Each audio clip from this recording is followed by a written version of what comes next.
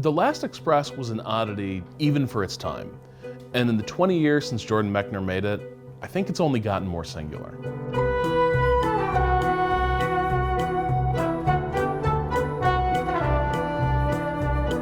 It's a real-time point-and-click adventure set on the last Orient Express run from Paris to Constantinople before the outbreak of World War I. There are hardly any puzzles. Most of the game isn't in English. Oh, and the entire thing is using rotoscoped animation captured from models and voiced by completely different actors. Have you heard of unity or death? Sure. That's Harvard's motto. Or is it the post office? It's a world that seems to be shifting and dissolving before your eyes, which, of course, is exactly what the entire game is about.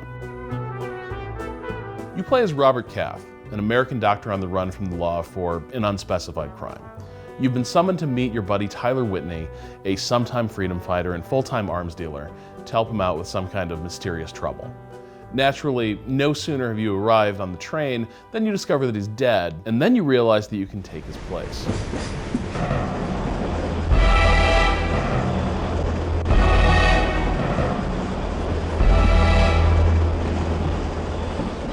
That decision thrusts you into a microcosm of Europe in the final days of peace following the assassination of Archduke Franz Ferdinand.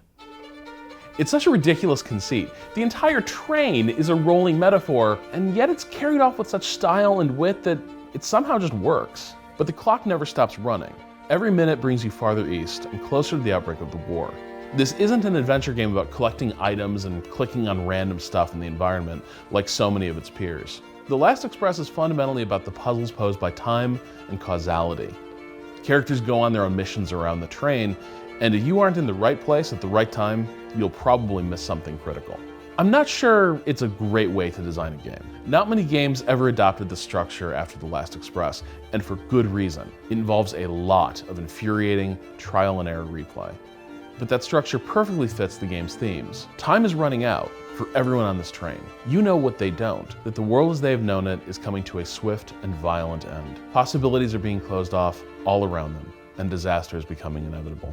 Yet I think the great achievement of The Last Express is that, by the end, you can grieve for these people, and the deeply flawed, but in some ways idealistic visions of the world that you see them clinging to.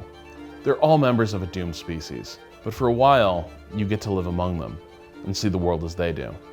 Peaceful, orderly, and full of possibilities for the future. Possibilities that, in the end, will be taken away from them and from you.